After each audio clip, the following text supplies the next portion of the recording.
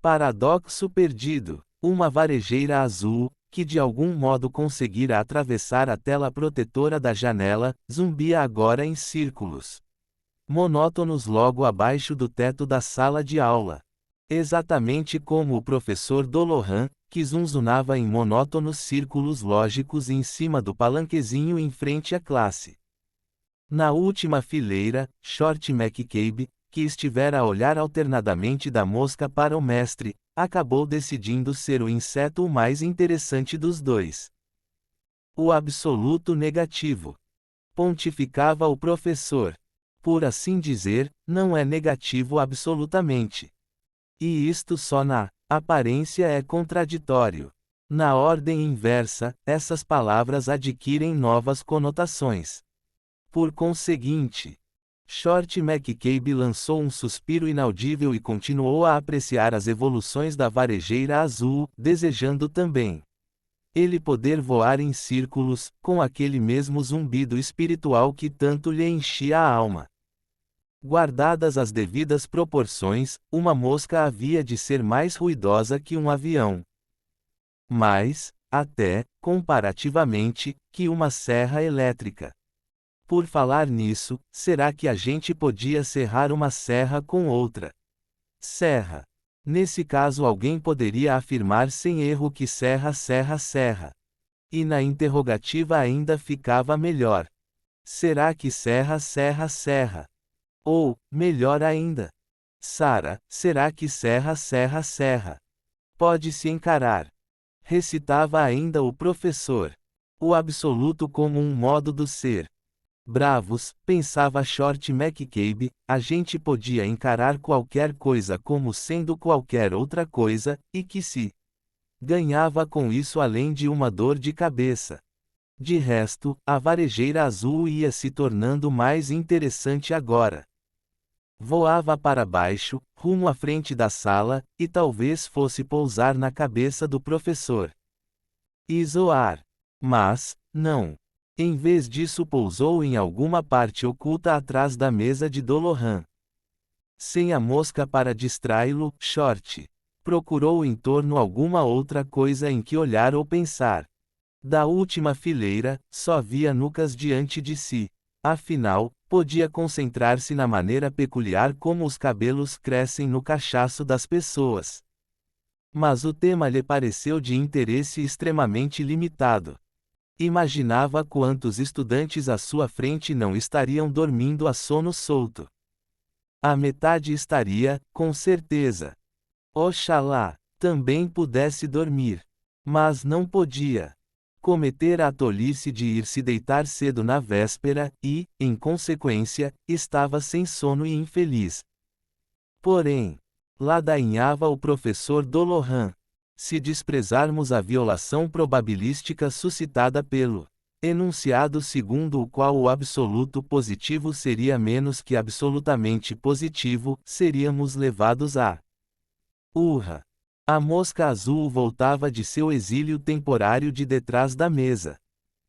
Espiralou para o teto, lá deteve-se um instante para recompor a aparência, logo vindo abaixo de novo.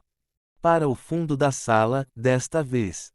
Se não alterasse a rota, em seu curso espiralante, passaria raspando pelo nariz de Short. O que fez? Por um instante o rapaz vesgueou os olhos, sem desfitá-la, e, para não perdê-la de vista, voltou-se para trás. A mosca passou voando por ele e simplesmente já não estava mais ali. Em algum ponto, cerca de 12 polegadas de Short McCabe, o inseto, às súbitas, deixara de voar e de zoar. Não estava mais por lá. Não morrera nem pousara. Simplesmente desaparecera. Em pleno ar, 4 pés acima do solo, deixara de existir. O zumbido cessara de inopino, e no súbito silêncio que se fez, a voz do professor pareceu mais alta, se não mais cômica.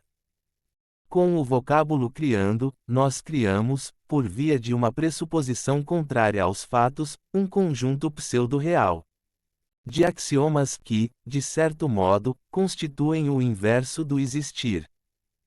Short McCabe, ainda com os olhos escancarados em direção do ponto em que a mosca se esvaíra, exclamou por fim. Essa não. Como foi que disse? Desculpe, professor. Disse Short. Eu só estava limpando a garganta. O inverso do existir. Onde é que estávamos? Ah, sim. Criamos uma base axiomática de pseudológica que nos fornece diferentes respostas para todos os problemas. Quero dizer, notando que os olhos do professor já se tinham desviado de si, Short voltou-se de novo para trás, a fim de varejar o ponto em que a varejeira se moscara. Teria deixado de ser mosca. Besteira. Com certeza estava sendo vítima de alguma ilusão de ótica. Moscas são capazes de voar em grande velocidade. Talvez a tivesse perdido de vista durante o voo. E tornou a espiar o professor Dolohan com o rabo dos olhos, assegurando-se de que tinha a atenção presa a lures. Então estendeu o braço, experimentalmente, no rumo do ponto ou de algum ponto próximo do ponto onde vira a varejeira desaparecer. Não sabia o que esperava encontrar, mas o certo é que não sentiu absolutamente nada. Bem, ao menos era lógico. Se a mosca tinha voado para o nada e ele, Short, ao estender a mão não tocara em nada da experiência, nada resultava provado. Mas, fosse como fosse, não deixou de sentir um vago desaponto. Dificilmente esperaria tocar a mosca que não estava ali, ou dar com algum obstáculo sólido mas invisível ou saiba-se lá o que. Entretanto, que fim levara o inseto? Short descansou as mãos sobre a carteira e, durante um minuto inteiro tentou esquecer-se do ocorrido, atentando para o que o professor dizia. Mas aquilo ainda era pior que pasmar da mosca. Então, pela milésima vez, perguntou-se o que o levara à tolice de se inscrever na classe 2B de lógica. Nunca passaria nos exames. Além do mais, o curso que estava fazendo era de paleontologia, matéria que muito apreciava. Ao menos, um dinossauro era, por assim dizer, alguma coisa em que se podia deitar os dentes. Mas lógica, bah! Era aquela ladainha. 2B or not 2B. Antes estudar fósseis que ouvi-los palestrar. Foi então que baixou casualmente os olhos para as mãos que tinha sobre a carteira. Epa! Bradou assombrado. Sim, senhor, McCabe. Acudiu o professor. Short não respondeu desta vez. E lá podia. Transfichava a própria mão esquerda. Eis que estava completamente sem dedos. Ante aquela visão terrífica, o rapaz cerrou positivamente os olhos. Notando-o, o professor exibiu seu sorriso magisterial. Creio que o nosso amigo aí do fundo. Caiu no sono. Disse. Alguém, por obséquio, queira. Então, e rápido, Short recolheu as mãos ao colo e respondeu. Desculpe, professor. O senhor disse alguma coisa. E quanto a você, disse alguma coisa. Short engoliu em seco. Eu? Não, senhor. Estávamos examinando. Tornou o professor para toda a classe, felizmente, e não para Short apenas. A possibilidade daquilo a que podemos nos referir como sendo o impossível. Não vejam nisso nenhuma contradição, já que podemos distinguir perfeitamente o impossível do apossível. Este último. Subrepticiamente, Short tornou a trazer as mãos para diante dos olhos e pôs-se a compará-las, com olhar espasmos. A direita estava direita, mas a esquerda. De novo, fechou os olhos por um momento e tornou a abri-los. Todos os dedos daquela mão, para todos os efeitos, continuavam desaparecidos. No entanto, podia senti-los ali. Experimentalmente, acionou os músculos cujo ofício seria movê-los, caso ainda os tivesse, e, de fato, sentiu-os exatamente ali. Todavia não estavam, tanto quanto lhe era dado ver. Apalpou-os com a mão direita, e nada sentiu. À direita entrou, direta no espaço que eles deveriam ocupar, sem nada sentir nem tocar. Não obstante, podia mexê-los. E demonstrava-o. Era desconcertante. Foi quando se lembrou de que aquela era a mão que aproximara do local em que a varejeira azul azulara. Nisso como para corroborar sua súbita suspeita, sentiu um ligeiríssimo toque num dos dedos ausentes, e algo tão leve quanto a mais azul das moscas entrou a percorrer-lhe-os. Logo a sensação desapareceu, como se novamente o invisível inseto tivesse alçado voo. Short mordeu os lábios, para reprimir nova exclamação. Já estava muito visado na classe. Estaria biruta. Ou o professor teria razão ao julgá-lo adormecido. Como certificar-se? Beliscando-se com os dedos que lhe restavam, a saber, os da mão direita, beliscou para valer a própria perna. Doera. Mas e daí? Se era capaz de sonhar que se beliscava, não podia igualmente sonhar que doía. Voltou a cabeça para a esquerda. Não havia nada para ver daquela banda. Uma carteira vaga do outro lado do corredor, outra ainda, também vazia, após aquela, a parede, a janela e o céu azul por trás da vidraça. Todavia, relenceou os olhos em direção do professor, que agora se concentrava nos símbolos que traçava no quadro negro. Digamos, dizia ele, que n represente o infinito conhecido e que o símbolo a equivale ao fator de probabilidade. Numa nova tentativa, Short estendeu a mão esquerda para o vão entre as carteiras e examinou-a detidamente. Com o fito de ainda certificar-se do fenômeno, esticou o braço um bocadinho mais. Com o que ficou totalmente maneta. Apressadamente, recolheu o resto do braço e entrou a suar frio por todos os poros. Estava maluco, não podia ser outra coisa. Fez nova tentativa para mover os dedos faltantes, e o resultado foi satisfatório. Moviam-se como se deviam mover. Ainda tinham sensibilidade, cinética e tudo mais.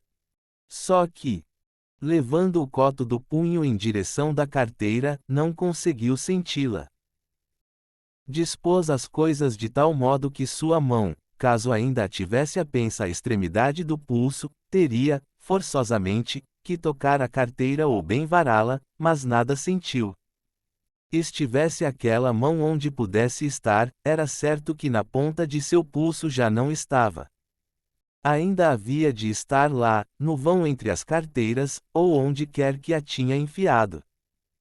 Mas, e se ele todo se erguesse, retirando-se da sala, acaso ela permaneceria no local onde fora perdida, e invisível? E se arredasse dali umas 1000 milhas? Mas isso era simplesmente tolo. Sê-lo-ia mais que estar ali sentado, com uma mão a 2 pés de si. A diferença entre uma tolice de 2 pés e outra de 1000 milhas era apenas de grau. Afinal, estaria lá a mão ou não? Tirou a caneta do bolso e, com ela, passou a dar cutiladas no ar, aproximadamente no local onde supunha lhe tivesse ficado o membro perdido, quando não pairassem dúvidas a tal respeito. Constatou que só estava empunhando parte da caneta. Metade, para ser exato. Tendo o cuidado de não levá-la mais adiante, ergueu-a e a fez tombar de novo.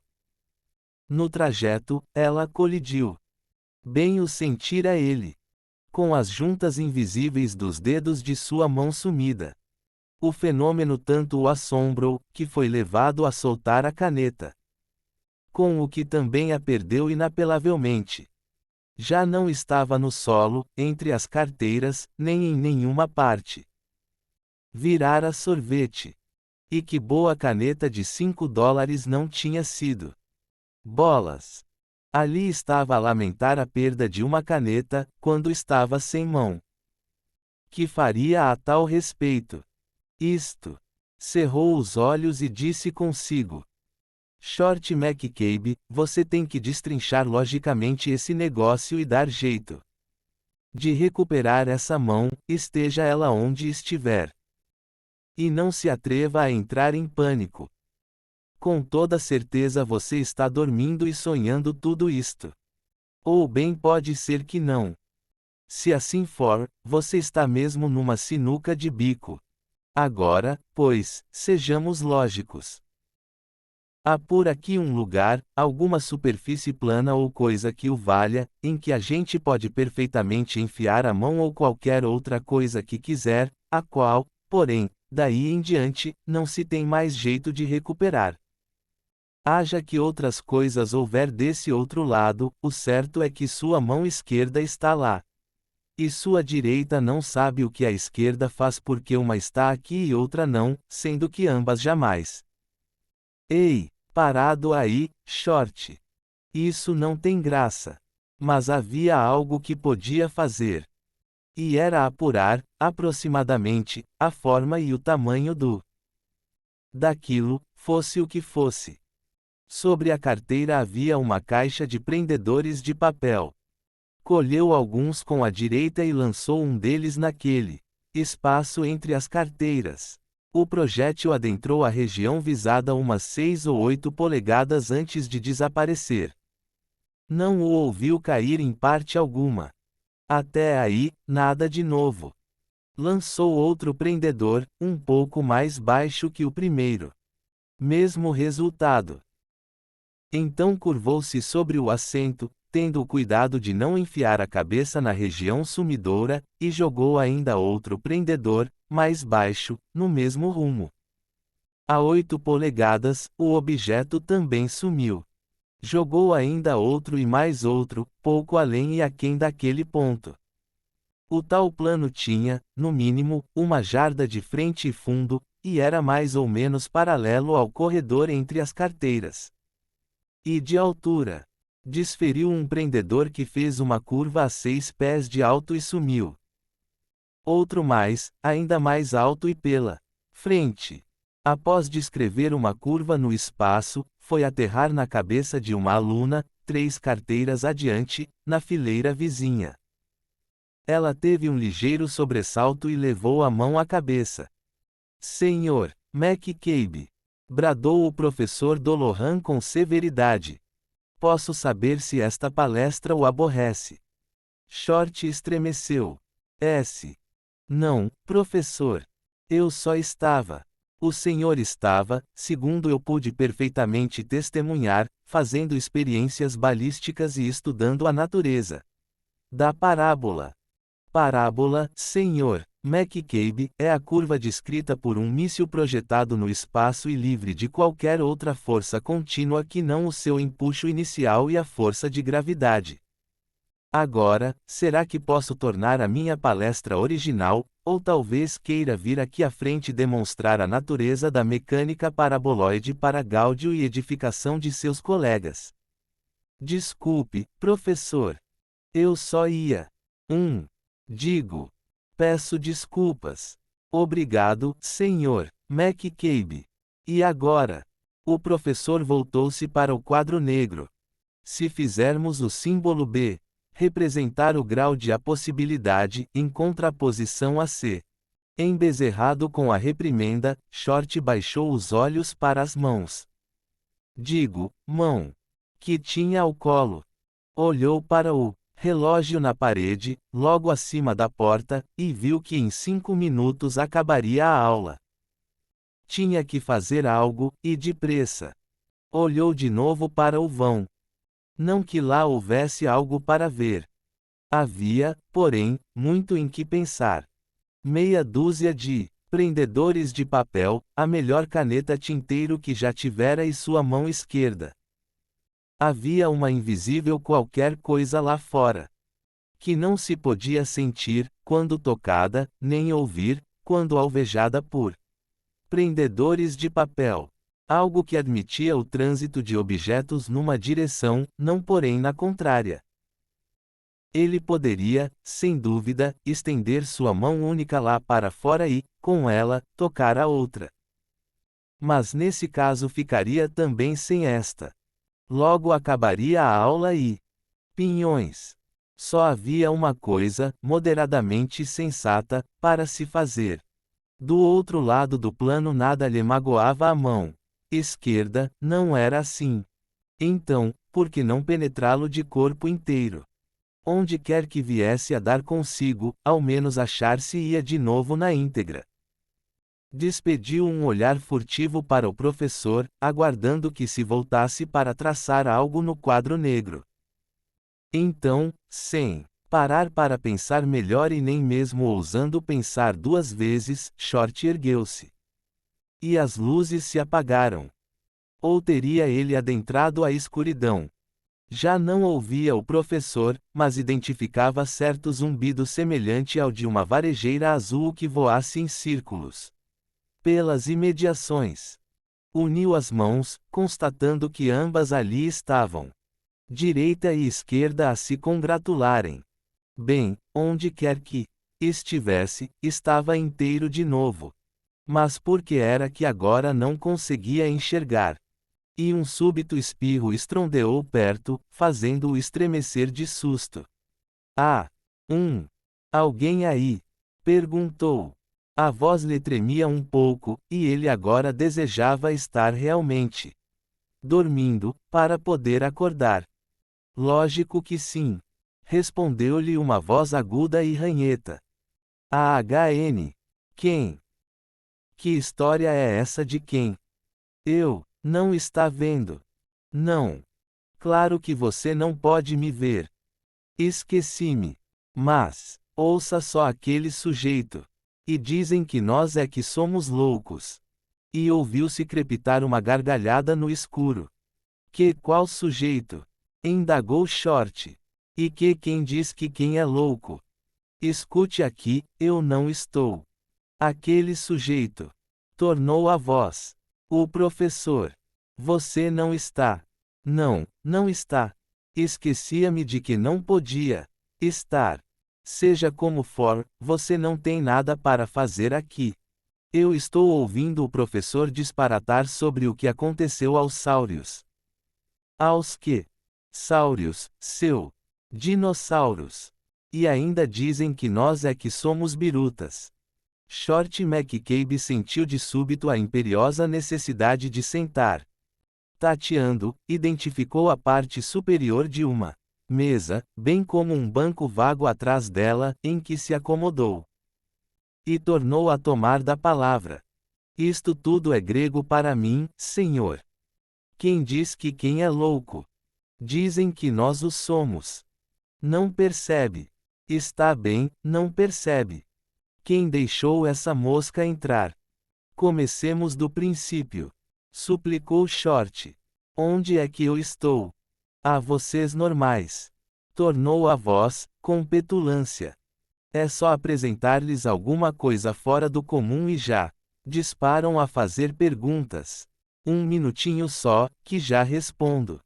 Quem quer me tocar essa mosca daqui? Não posso vê-la. Eu. Silêncio. Eu quero assistir à aula. Foi para isso que vim. Ele. Caramba! Está ensinando que os dinossauros se extinguiram dada a falta de alimento, por terem crescido demais. Não é uma asneira grossa. Quanto maior a criatura, maiores as suas chances de encontrar comida, não é verdade? E essa, então, de que os herbívoros morressem à míngua no meio daquelas florestas. Ou de que os carnívoros estalassem de fome, com os herbívoros por perto. Mas para que dizer-lhe tudo isto? Você é um normal que está aí. Eu não entendo.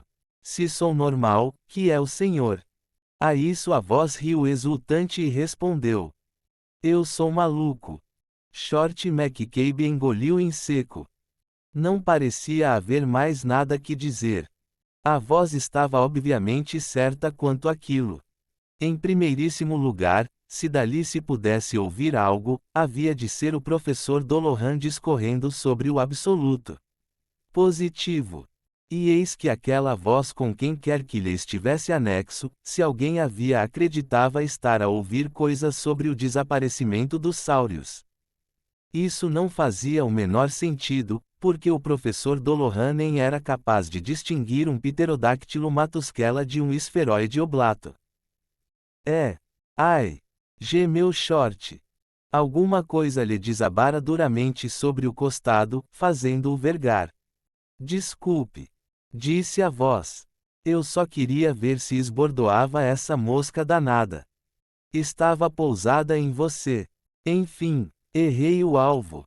É só um minutinho enquanto eu ligo a chave e faço a bicha sair. Vai querer sair também. E o zumbido cessou, de súbito. Short recompôs-se e respondeu. Ouça, eu não creio que me convenha sair, antes de formar uma boa ideia de onde. Na certa estou maluco, mas nada disso, você é normal. Os malucos somos nós. Ao menos, é o que se diz. Enfim, essa arenga sobre dinossauros me aborrece. Aturá-la quase chega a ser pior que dar trela a você. Começa que não tinha nada que estar aqui, nem você nem aquela mosca, entendeu? O raio da máquina entrou em pane. Preciso dizer ao Napoleão. A quem? Napoleão. É o manda-chuva desta província. Os Napoleões são manda-chuvas em algumas outras também. É que boa parte de nós acredita ser Napoleão em pessoa, mas não eu. É uma ilusão comuníssima em nosso meio. Enfim, o Napoleão a que me refiro é o de Donnybrook. Donnybrook. Não é um asilo de doidos. Lógico que é, onde mais se poderia achar alguém que pensasse ser Napoleão? Short McCabe cerrou os olhos e constatou que tanto montava tê-los assim como abertos. Continuava às escuras. Disse, então com seus botões. Preciso continuar a fazer perguntas até obter respostas racionais, do contrário acabo endoidando. Talvez eu já esteja doido. Pode ser que estar doido seja isto.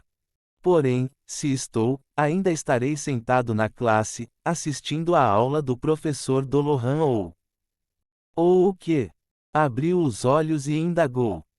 Vamos ver se pode examinar a coisa de um outro ângulo. Onde está o senhor?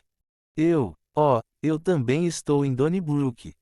Normalmente, quero dizer. Todos desta província estamos, salvo alguns. Poucos que ainda se acham do lado de fora, compreende? Neste preciso instante. E subitamente a voz passou a dar mostras de embaraço.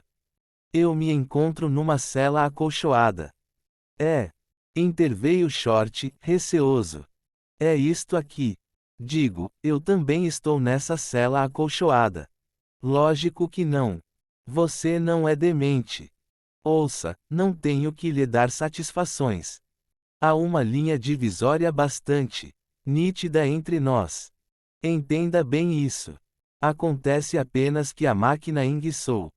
Short sentiu ganas de perguntar qual máquina, mas teve o palpite de que a resposta que iria obter suscitaria bem umas 7 ou 8 perguntas mais. Talvez se malhasse um único ponto até assentá-lo direito, passasse depois a entender o resto. Voltemos ao Napoleão. Disse. O senhor afirma que há mais de um Napoleão entre vocês. Como é possível? Não pode haver dois exemplares de uma mesma pessoa.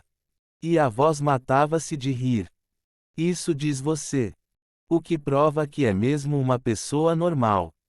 Essa é a maneira mais comezinhamente normal de raciocinar. É correta, não há dúvida. Mas esses tais que se CR é acento circunflexo é M Napoleão são birutas. Logo, essa verdade universal, por muito verdadeira que seja, não se lhes aplica. Porque de acho sem homens não haverão de ser o mesmíssimo Napoleão, se são azoretados demais para saber que não podem sê-lo. Bem, prosseguiu Short. Ainda que o Napoleão original já não estivesse morto e bem morto, ao menos 99 dentre eles estariam completamente enganados, não é mesmo? Coisa lógica. O mal. Tornou a voz. É que não parece haver jeito de se lhe meter na cabeça que nós somos umas pessoas destrambelhadas. Nós. Quer dizer que eu. Não, não, não, não, não. Quis dizer nós outros, eu e os demais, não você. Eis porque você nem devia estar aqui. Percebe agora? Não. Foi a resposta. E o curioso era que Short já não sentia nenhum temor. Sabia que devia estar dormindo e sonhando tudo aquilo. Porém, quanto a achar, não achava que estivesse. E convencera-se de que louco não ficara. A própria voz a que falava lhe o dissera. E aquela era uma voz que, sim senhor, parecia saber o que dizia. 100 de Napoleões. Que gozado! Disse. Vou descobrir quanto puder, antes de acordar. Quem é o senhor? Qual o seu nome? O meu é, Short. Fraco gosto em conhecê-lo, Short. Via de regra, as pessoas normais me caceteiam. Mas você parece um tantinho menos paulificante que a maioria. Entretanto, prefiro não lhe revelar o nome porque sou conhecido em Donnybrook. Não o quero por lá fazendo visitas de caridade ou o que for. Chame-me de Dunga apenas. Quer dizer, AHN. Dos 7 anões. Acredita ser um dos. Oh, não, de jeito nenhum. Não sou paranoico. As minhas manias, como você as chamaria, nada tem que ver com identidade. Esse é apenas o apelativo pelo qual atendo. Meu outro nome não é da sua conta. E quais são? Arriscou ainda Short. As suas. AHN. Manias. Modéstia à parte, sou inventor. O que se chama de inventor maluco, bem entendido. E creio inventar máquinas do tempo, para começar. Esta aqui é uma delas. Esta. Quer dizer que eu estou dentro de uma máquina do tempo. Ora, sim senhor, isso até que explicaria. AHN. Uma ou outra coisa. Mas, escute, se isto aqui é uma dessas tais máquinas, e funciona, porque diz que crê inventá-las. Se esta é. Digo. A voz ria ao responder. Acontece que é impossível existirem máquinas do tempo. Seria um paradoxo. Seu professor poderá explicar-lhe que uma máquina dessas não pode existir de jeitíssimo nenhum. Do contrário, duas coisas poderiam ocupar o mesmo espaço ao mesmo tempo.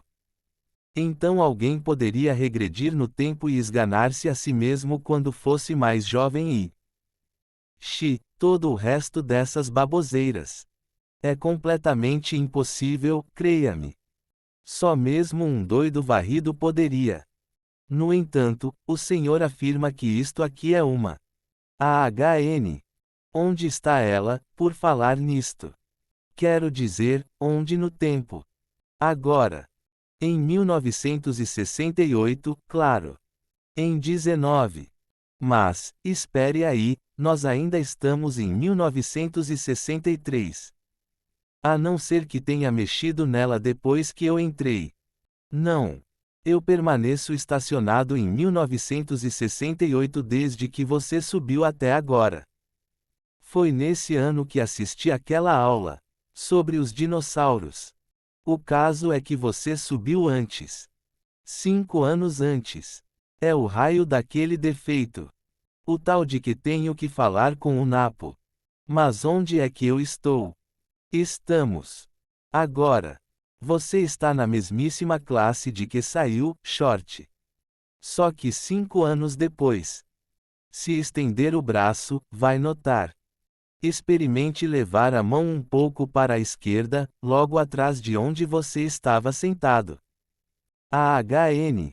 Vou poder reavê-la depois, ou vai acontecer como antes? Não se preocupe. Vai reavê-la. Se é assim, disse Short, esticando a mão no rumo indicado. Tocava algo que lhe pareceu ser um tufo de cabelos. Pegou-os experimentalmente e os puxou de leve. O tufo se lhe arrancou da mão, e ele recolheu o braço involuntariamente. Puxa! Exclamou a voz a seu lado. Isso foi mesmo divertido. Que aconteceu? Indagou o rapaz. Aquilo era uma ruiva atordoante. Está sentada no mesmo lugar em que você estava 5 anos atrás. Foi o cabelo dela que você puxou. E devia ter visto o pulo que ela deu. Ouça. O quê? Silêncio, ou não poderei ouvir. Fez-se uma pausa e a voz riu um riso contido e malicioso. O professor está cavando um encontro com ela. AHN! Exclamou Short. Em plena aula. Como? Ora, ele apenas olhou para ela no momento em que a ouviu disparar um grito e a mandou permanecer em classe. Depois da aula. Mas, a julgar pelo modo como envesga os olhos para cima dela, sou capaz de jurar que tem outros motivos para retê-la. E não é para menos. A ruiva é mesmo de fechar o comércio. Vamos lá, torne a puxar-lhe o cabelo. AHN. Bem, isso não seria lá muito. AHN. Está bem. Tornou a voz, desapontada. Teimo em esquecer que você não é maluco. Ser normal deve ser mesmo uma droga. Enfim, vamos sair daqui. Já estou enfarado de tudo isto. Como prefere caçar? Caçar. Bem, não tenho boa pontaria. Especialmente quando não enxergo nada. Oh, a escuridão acaba se você sair de dentro da máquina. O mundo que irá ver é o seu próprio, só que mais amalucado. Ou, melhor, trata-se de um. Como seu professor exprimiria isto? De um aspecto ilógico da logicidade. Seja como for, sempre caçamos de estilingue. É mais engraçado. E o que é que caçam? Dinossauros. São mais divertidos. Dinossauros. Com estilingue. Está má. Digo. No duro. Claro. Aí está o mais ridículo no que aquele professor dizia sobre os sáurios. Fomos nós que os extinguimos. Desde que construí esta máquina do tempo, o período Jurássico se tem constituído, por assim dizer, na nossa estação de caças favorita. Mas ainda devem ter ficado alguns. Conheço um bom lugar para tais caçadas. É bem aqui onde estamos. Aqui. Não estamos numa sala de aula, em 1968. Estávamos. Vejamos, vou inverter a polaridade, e você poderá sair. Andando. Mas. Começou Short. Enfim. Acrescentou depois. E deu um passo para a direita. O brilho do sol ofuscou-o. Era mais intenso do que jamais se lembrava de ter visto antes e representava um violento contraste com a escuridão em que viera imerso. Levou as mãos aos olhos, à guisa de anteparo, e só bem lentamente pôde retirá-las e reabri-los, vendo, então, que estavam sobre o areais de um remansoso lago. Eles costumam vir aqui para beber. Explicou uma voz familiar. E o rapaz voltou-se. O homem que viu era um tampinha de aparência engraçada, umas boas 4 polegadas mais baixo que ele, que por sua vez só media 1,65 m de altura.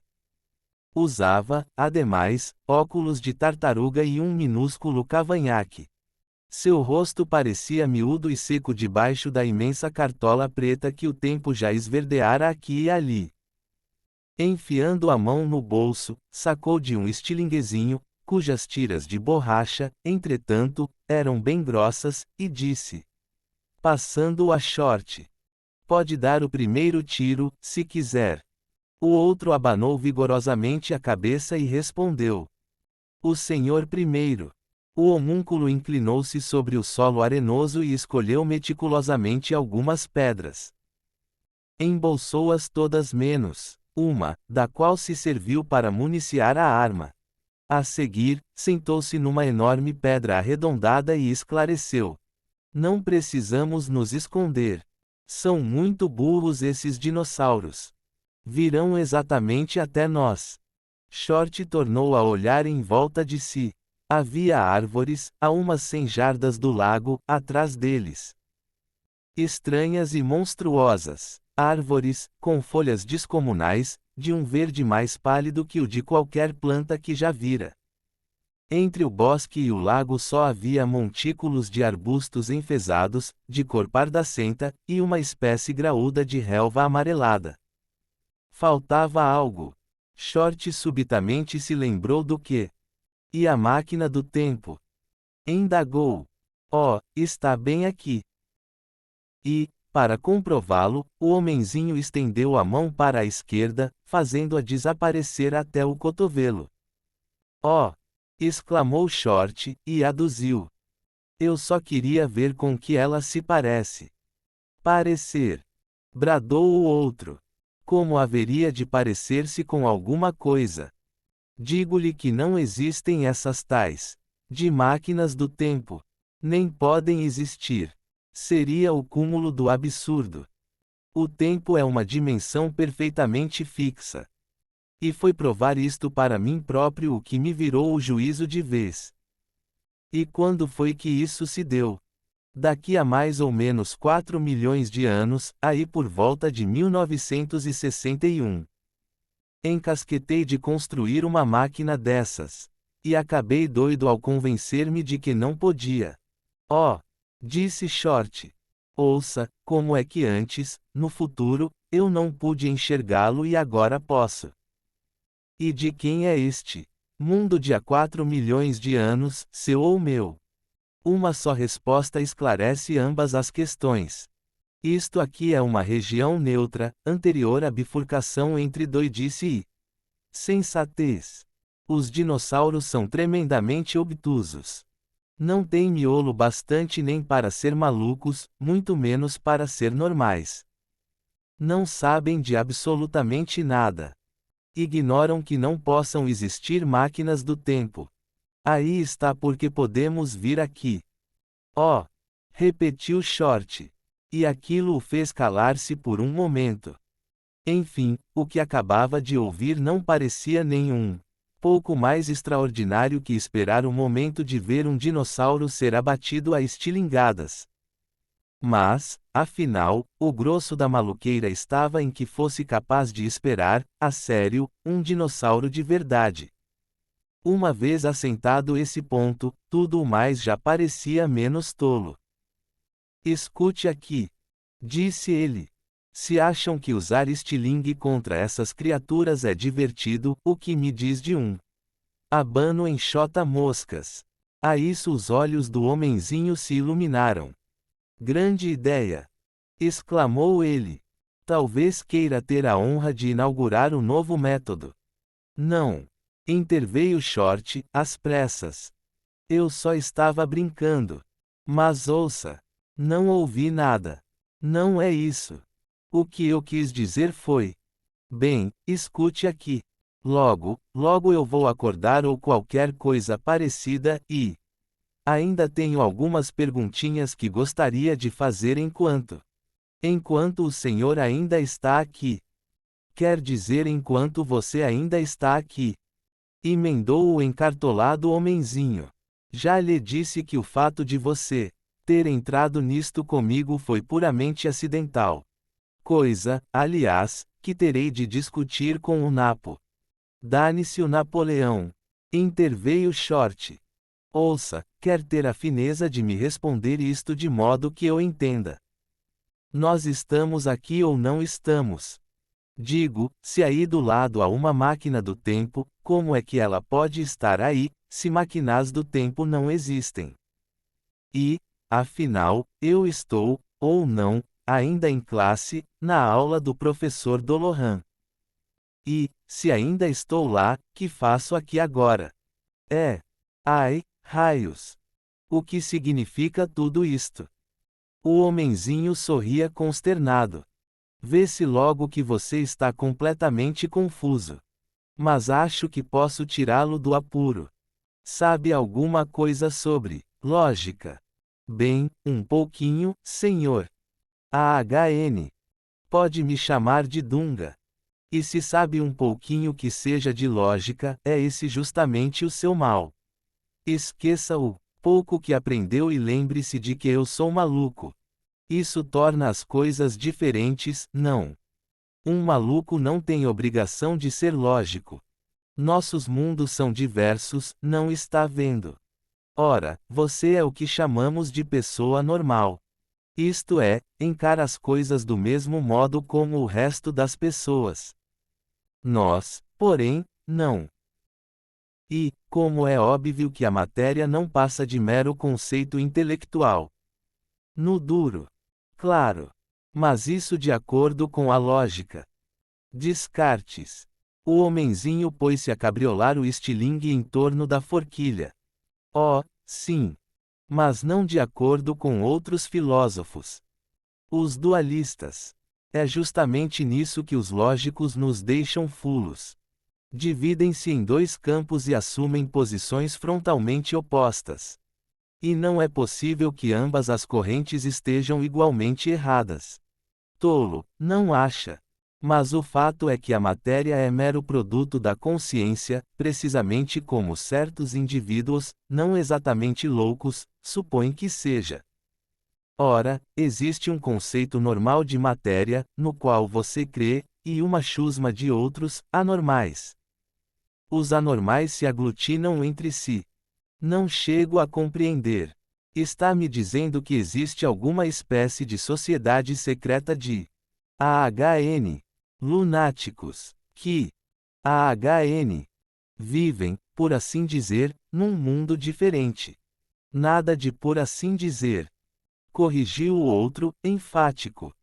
E não se trata de sociedade secreta nem de nenhuma organização desse tipo. A coisa simplesmente é assim e está acabado.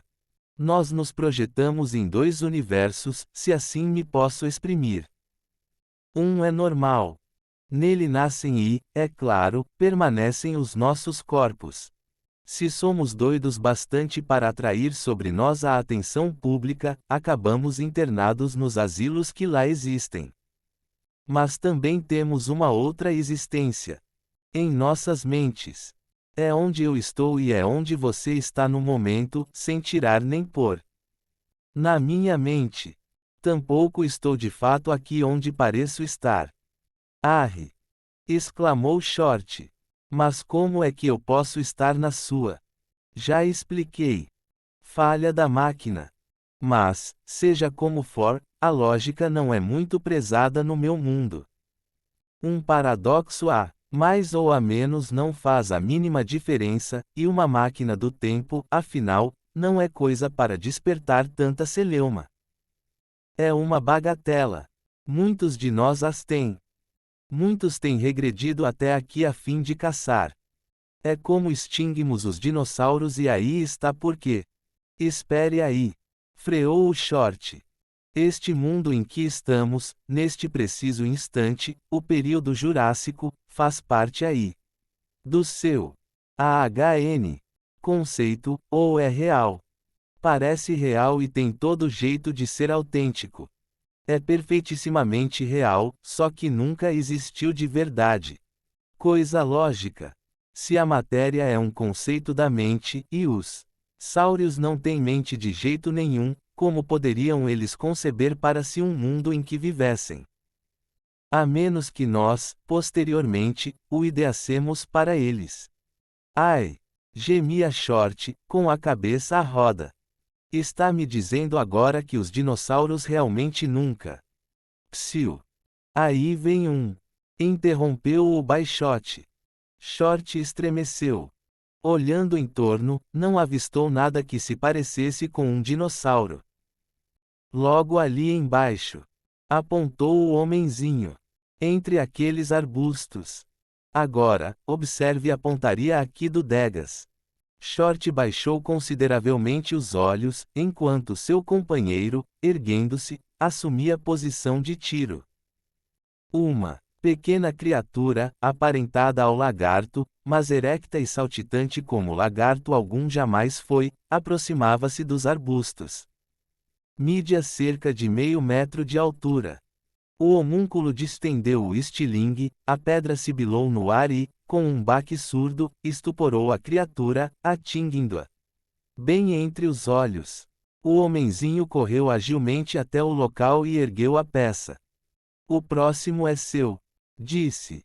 Short pasmava ante o saurio abatido. Um Struthiomimus! Exclamou por fim. Puxa! E se aparecesse um daqueles gigantaços? Um brontossauro, digamos, ou um tiranossauro. Esses já estão extintos. Acabamos com a raça toda. Só sobraram desses miudinhos. Mas, convenhamos, sempre é melhor que caçar coelhos. Bem, um me basta por esta vez. Já começo a me aborrecer, mas posso esperá-lo abater o seu. Short abanou a cabeça. Não sou tão bom no estilingue. Fica para outra vez. Que dê a máquina. Está aí mesmo. Dê 2 passos à frente. Short obedeceu, e de novo as luzes se apagaram. É só um instante. Tornou a voz do homenzinho. Enquanto eu aciono as alavancas. Vai querer descer no mesmo lugar onde subiu. A HN. É uma boa ideia. Do contrário, eu poderia me perder. Onde estamos agora? De volta a 1968. E aquele fulano ainda está dizendo à classe o que pensa ter acontecido aos dinossauros. E aquela, ruiva?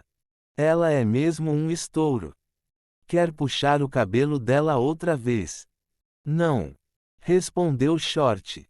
Só que eu queria apear em 1963 mesmo. Como isso poderia me fazer chegar lá? Você veio de 63, não é? É o danado do defeito. Bem, acho que isto vai reconduzi-lo exatamente ao ponto de partida. Acha, apenas. Indagou Short. Ouça, e se eu apeasse um dia antes e me sentasse em minha própria carteira? Lá na sala de aula. A voz sorriu a isso. Você não poderia fazê-lo. Não é maluco. Mas eu já o fiz, certa vez. Bem, vá saindo. Agora quero regredir para. Obrigado pela carona. Agradeceu Short. Mas. Espere um pouco. Ainda tenho uma pergunta a fazer. Sobre esses dinossauros. Sim. Seja breve. A máquina pode aprontar alguma a qualquer instante. Os grandes, os verdadeiramente grandalhões. A HN. Como raios podem ter sido abatidos a estilingadas? Ou não, foram. O homenzinho rachava-se de rir. Claro que foram. Só tivemos que usar estilingues maiores. Até a vista, amigo. Short sentiu-se empurrar para fora, e a luz tornou a ofuscá-lo. Achou-se em pé, no meio da classe. Senhor McCabe, disse-lhe a voz sarcástica do professor Dolohan. Ainda faltam 5 minutos para o término da aula. Até lá, quer ter a gentileza de voltar para seu lugar. Andou, que mal pergunte, sonambulando. Short sentou-se e respondeu, embaraçado. Eu. A HN. Desculpe, professor. Permaneceu atônito o resto do período. A aventura fora demasiado vivida para ter sido sonhada. E acresce que sua caneta continuava desaparecida. Mas era claro que podia tê-la perdido em alguma outra parte. No entanto, a coisa toda tinha sido tão vivida que lhe foi necessário um dia inteiro para finalmente se convencer de que fora sonho, e uma semana para esquecer-se do ocorrido, o que fez aos poucos e por longo tempo. Gradativamente, sua lembrança do caso se esvaiu. Um ano depois ainda se recordava nebulosamente de que tinha tido um sonho particularmente disparatado. 4 anos mais, e já não se lembrava de Patavina. Não há sonho que resista a tanto tempo. Agora já era professor adjunto de paleontologia e estava em plena aula. Os sáurios. Ensinava ele. Extinguiram-se na segunda parte do período Jurássico. Tendo se desenvolvido em excesso, acabaram não mais podendo se alimentar. Enquanto discorria, não tirava os olhos da bela ruiva da última fileira. Pensava num modo de cobrar coragem para abordá-la e propor-lhe um encontro amoroso. Havia uma varejeira azul ali. Brotara de certo ponto ao fundo da classe e voejava agora de um lado para outro, enchendo a sala do seu zumbido monótono. A vista do inseto sugeriu algo à lembrança do professor McCabe, que, enquanto falava, procurava lembrar o que seria. Mas, nesse preciso instante, a ruiva da última fileira saltou da cadeira, com um ganido. Miss Willis. Acudiu ele. O que houve? Eu tive a impressão de que me puxassem o cabelo, professor. Explicou ela, corando. Circunstância que a fazia ainda mais atordoante. Com certeza. Eu estava cochilando. McCabe espetou nela os olhos severamente, porque tinha voltada sobre si a atenção da classe e desde logo reconheceu no incidente a deixa por que tanto esperava. Miss Willis. Disse por fim. Queira esperar-me após a aula.